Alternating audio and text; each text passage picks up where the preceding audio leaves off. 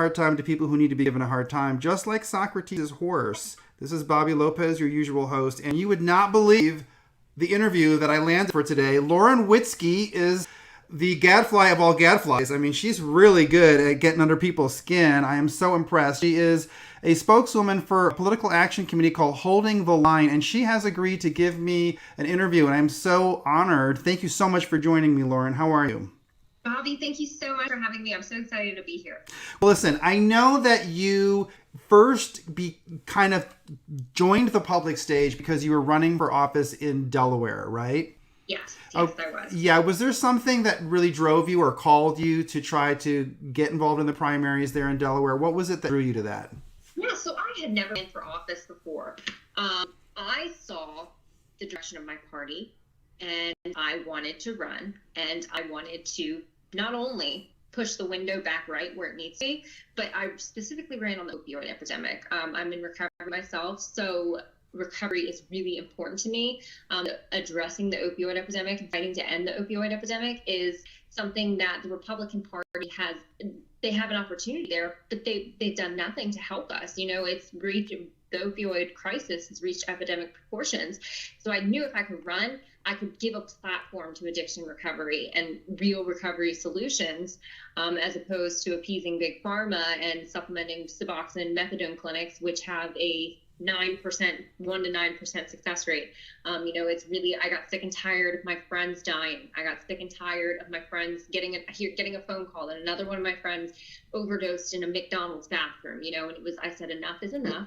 I'm running for office and I'm going to try and fix this. So that was specifically why I launched my campaign for U.S. Senate. I ran against Chris Coons in the state of Delaware. My first time running, no name ID, not much really going on, but I ended up beating the GOP establishment endorsed candidate, who was like some lawyer, well-standing within the state of Delaware. I beat him in the primary very badly as well. And then I ended up I lost to Chris Coons. They buried me in mail-in ballots. I mean, he walked into Election Day with 165,000 mail-in ballots already in his pocket. However, I broke the Delaware record, smashed it by 60,000 votes, with most U.S. Senate candidate votes for a Republican in Delaware history. So I do have something to be proud of. Congratulations. Yeah, that's great. Yeah. I fought really hard, but it let me know that there's a lot more people that feel the same way I do. Yeah, absolutely. So, it's an interesting story. It was an interesting race. We gave a national platform to family values and family issues, which should be what every Republican is running on.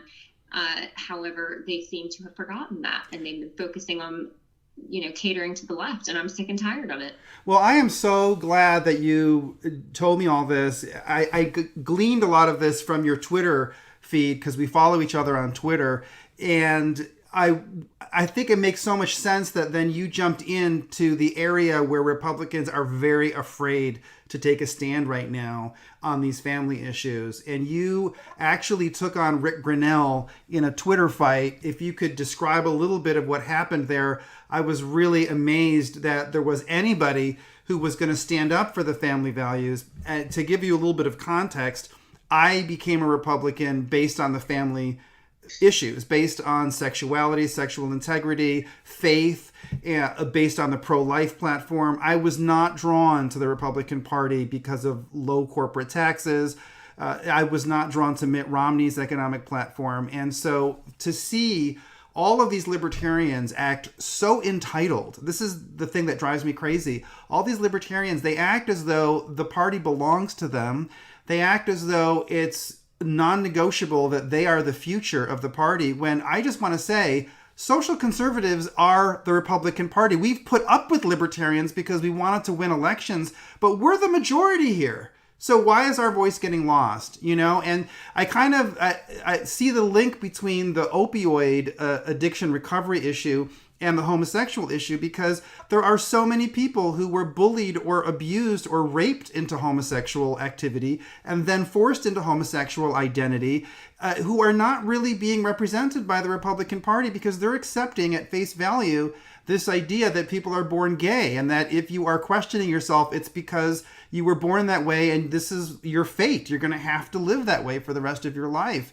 And I think it's a similar way that they have abandoned the opioid addicts. These are people who have experiences that need legislators to take seriously and to address, and they're not, because they're just chasing after these wealthy libertarian donors. Could you tell us a little bit about how this played out between you and Rick Grenell? Yeah, for sure. So I have the LGBTQ mafia after me. The other day, so it started, Abby Johnson, she's a pro-life advocate. She did a panel at CPAC where she was talking about the assault on traditional marriage. And she said that the Republican Party has a transgender problem. We had transgenders walking around, gay donors, LGBTQ donors are the ones that sponsored CPAC this year. So they refused to give the spotlight or give a speaker slot to anybody whose platform stood on traditional marriage. Well, Abby Johnson went to CPAC and she called that out. They did an article about it. Richard Grenell, what he did was, because he's a snarky, sneaky snake, the guy's a pervert, he is, and he found took a screenshot of this transgender who attended CPAC, and she was talking about how accepting she was and how accepted she was and how inclusive she was, and he was like, oh, basically giving a spotlight to transgenderism at CPAC is what he was doing, to kind of as a retaliation to the panel that talked about traditional marriage. So I, of course, couldn't keep my mouth shut. Right.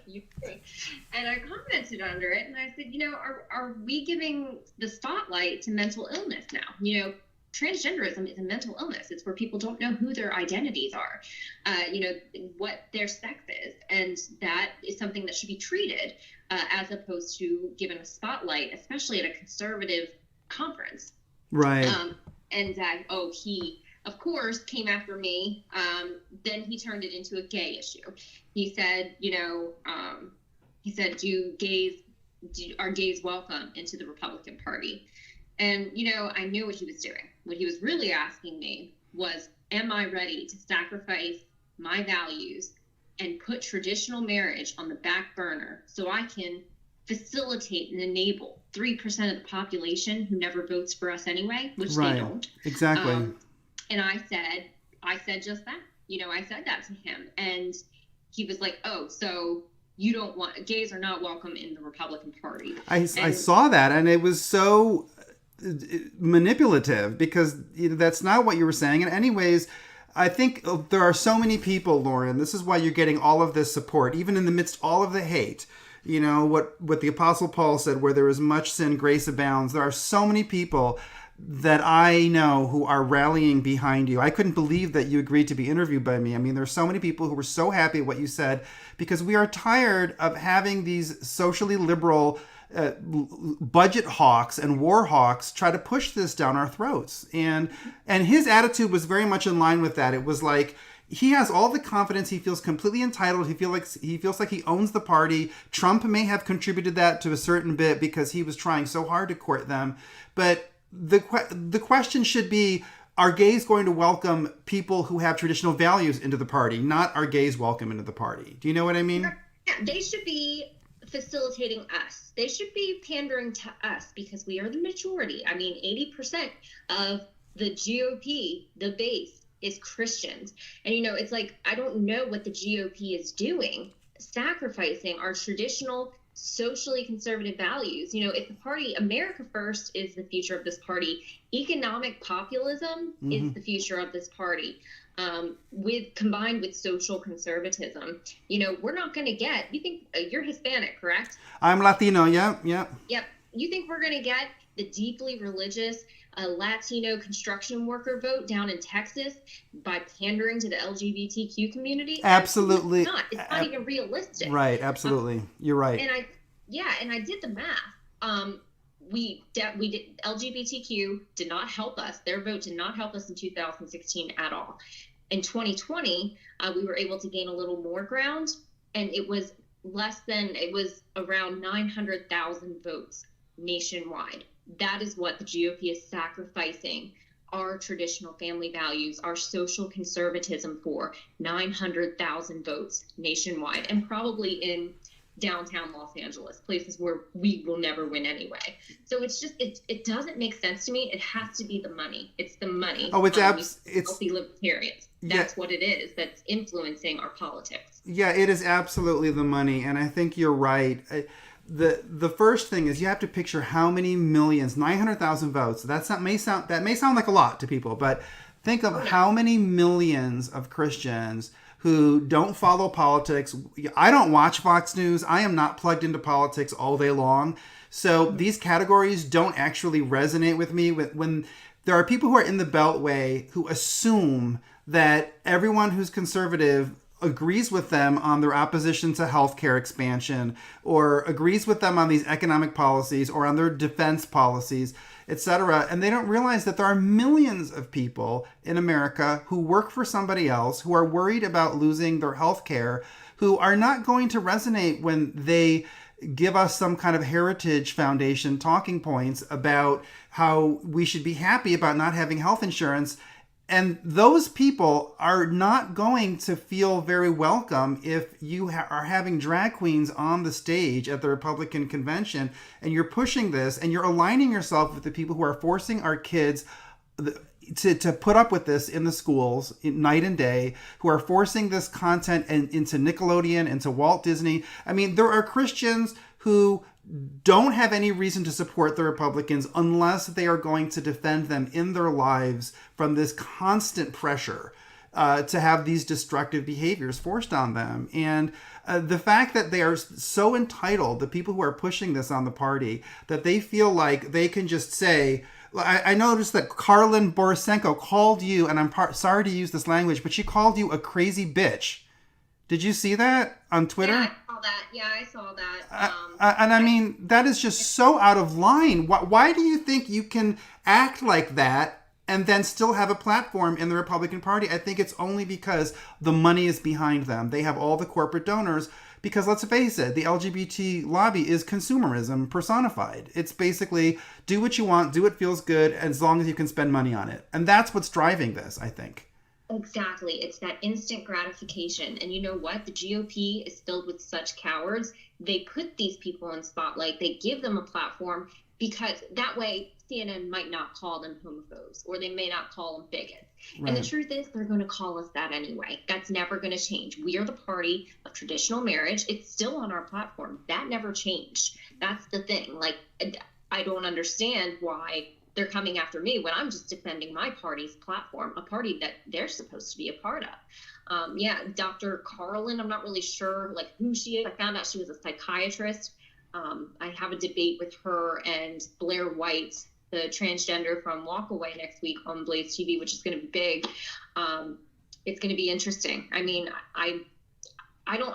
they're going to have to like start showing me what they bring to the table, because I'm at a point now where I think they're just hurting us.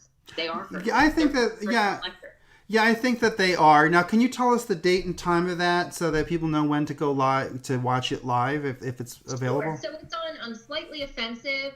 It's a YouTube channel with Blaze TV, Elijah Schaefer. Right. It airs Wednesday. We film it on Tuesday.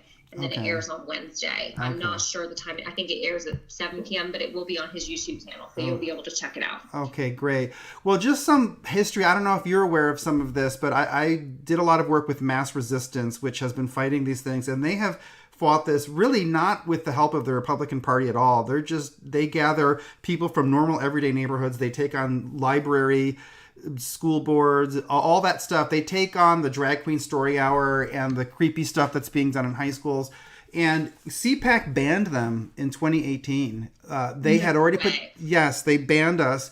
We had already put down the deposit on a table in 2018, but they did not want to alienate the log cabin Republicans and those other. What's the name of this? Mass Resistance. Yeah, we're actually gathering in Austin because we're trying to get the Texas legislature to wake up. Texas is viewed by people all across the country as this conservative leader among all of the states. And, we only have legislative sessions that happen for 6 months every 2 years. And every 2 years, it's the same thing. All of the socially conservative policies never get passed. They always say there's no way it can be done. We'll do it the next session. Wait for 2 years. And so there's a whole list of 16 priorities, everything about counseling, about school curriculum, about harassment in the workplace, because I think a lot of this training that people are being put through to be sensitive to LGBTs or to be sensitive about critical race theory, I think it's workplace harassment. It qualifies as workplace harassment. It has nothing to do with what you're doing at your job. It's making you uncomfortable and it's unwelcome. And that's the definition of harassment. So we're trying to get the legislators to act on some of this, but you would not believe how the Republicans in Texas, they have so many games that they play with us. They will raise money off of an issue like fighting transgender and then purposefully put that bill in a committee where they know it's going to get buried and then come out and do some song and dance at the end of the session to apologize for why it didn't pass. They play so many games, and I think there are so many people who you have connected with. You have lit a fire in people, because this is the first time I've seen anybody stand up to Rick Grenell. I can't think of a single person who stood up to him. I was in shock when I read your tweets, honestly, to be perfectly frank with you. I mean, I thought I was going to back down. And, I knew right before I hit send, I said, oh man, here we go. I knew. I said, oh my gosh, is this what I want to do? And I said, yes, I do. I had enough.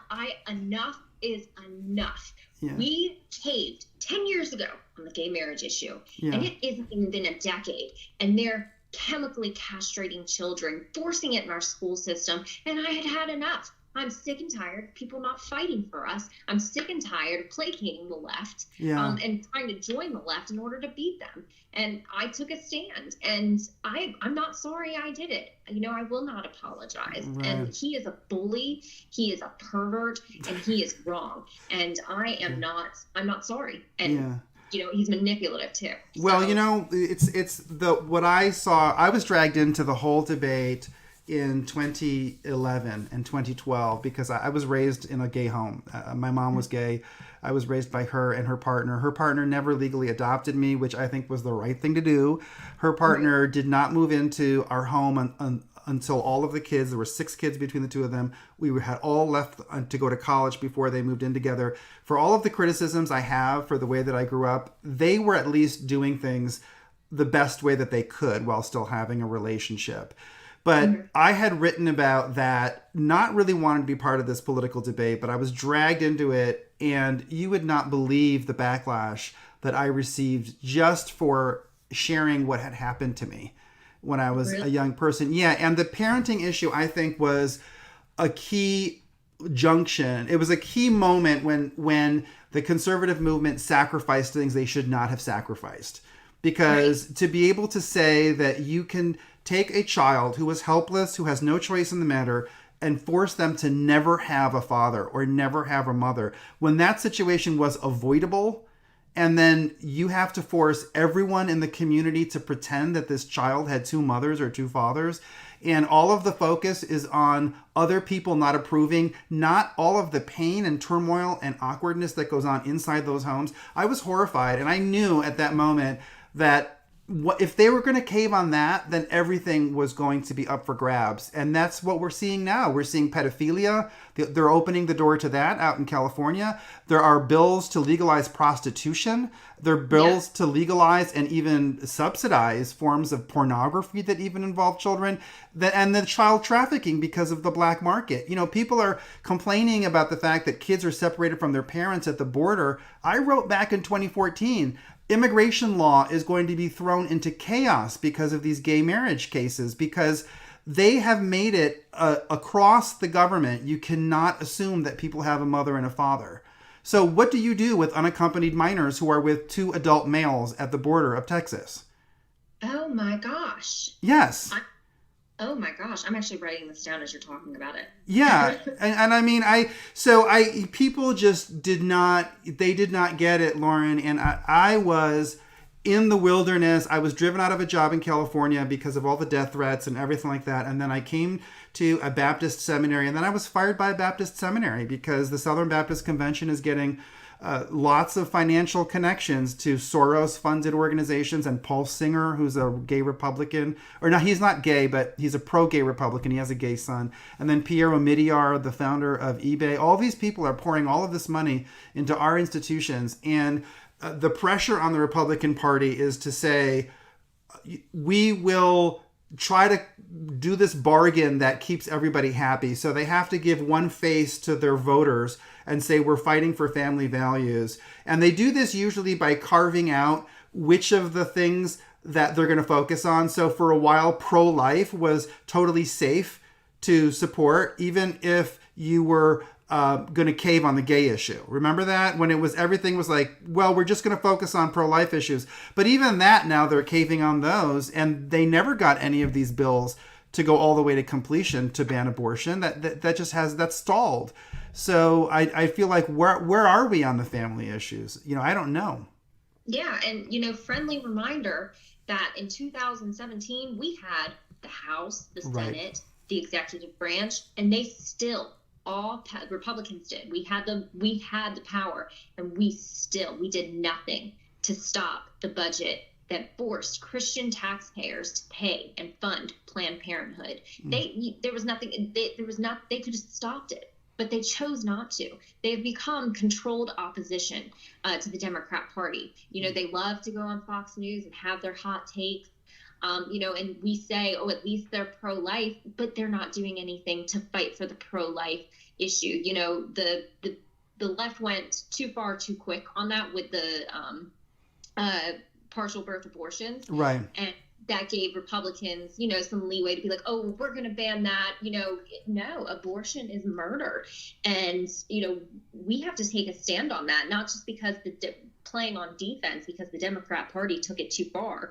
We should be on offense on this. We should immediately ban abortion, defund Planned Parenthood. We need to start being political gangsters and take back our country and take back our party too. And that means we're going to offend some people. We're going to tick some really important, powerful people off. Mm-hmm. But you know what? God is bigger than any amount of money that they can offer, that they can pour into these nonprofits. We do have George Soros funded nonprofits that are funneling money into our municipalities, into our states, and they're influencing not only our elections, but our elected officials.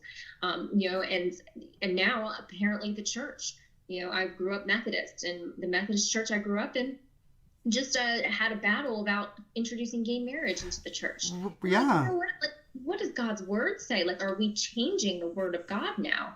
And it's like there's nowhere to run. I'm feeling like I'm getting cornered, and there's nowhere to run. So it's so good to hear that it was really good to have the overwhelming support that I received. Yeah. Because there's a lot more people that feel the same way that you and I do.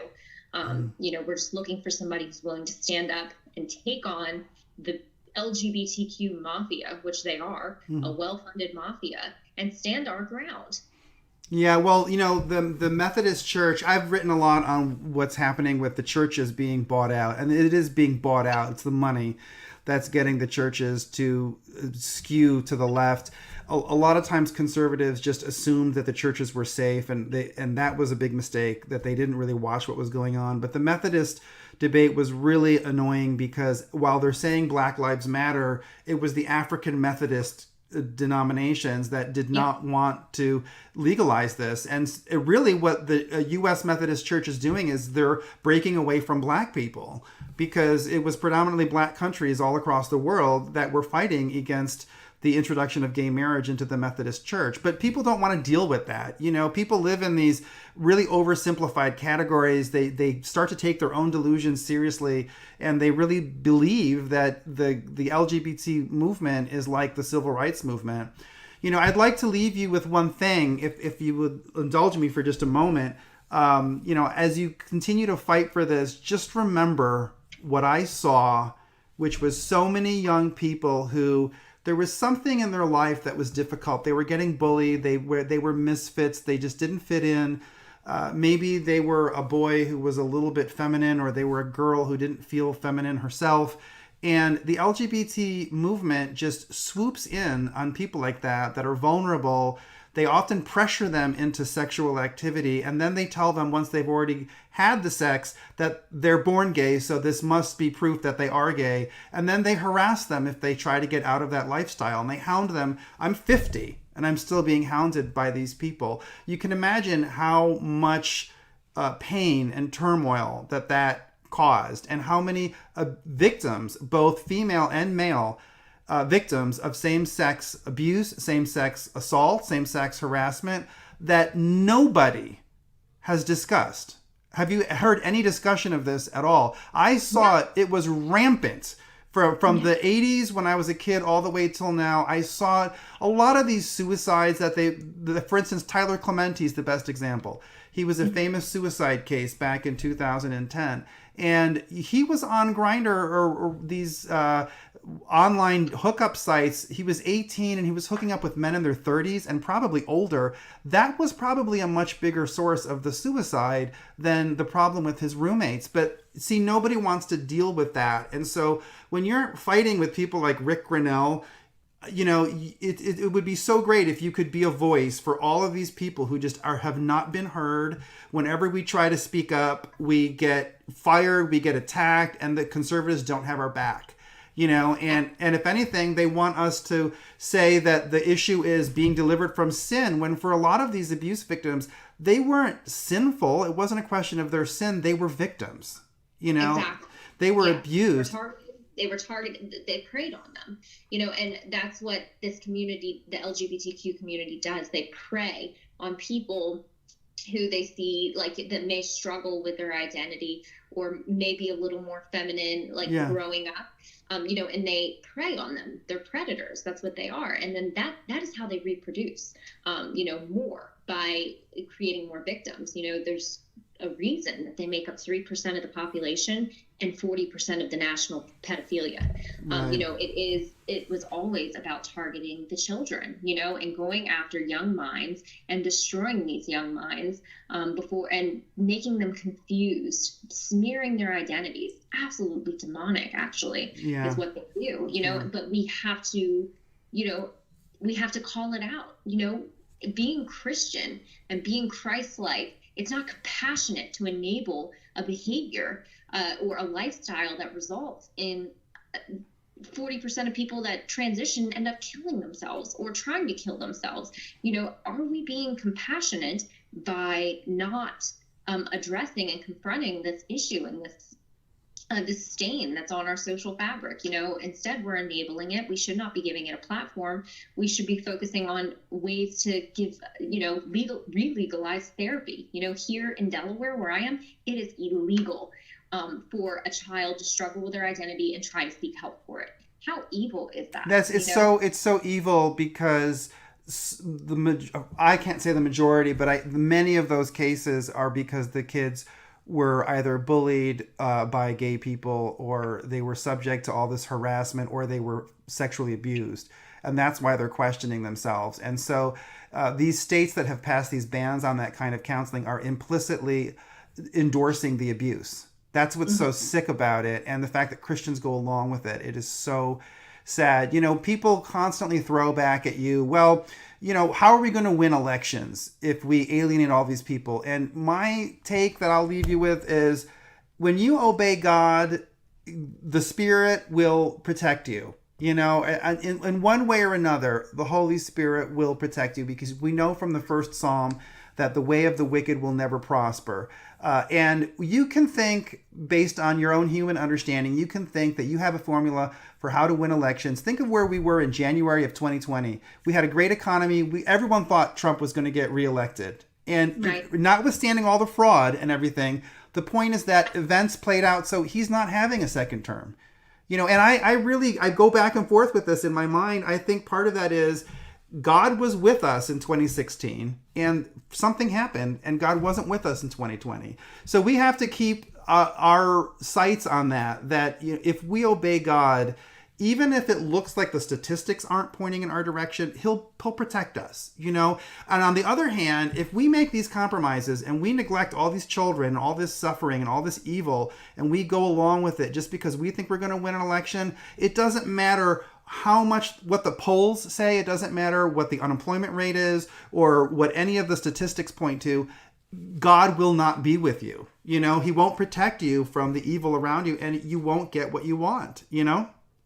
It is true. You know, if we look at this entirely by an electoral standpoint, which I have, because, you know, I got a lot of heat, like, oh, we have to be inclusive if we want to win. We have to do this in order to win. And that is a blatant lie. Like I said, we sacrificed our values. You know, President Trump, you know, I absolutely 100%, what happened in 2016 was totally a God thing. Like, God was with us. God was behind our president. However, you know, I watched within 4 years, he launched a global initiative to force other countries to decriminalize homosexuality, or else the United States was going, like Richard Grenell led the charge on this. Right, exactly. What happened was the enemy crept in, is what he did.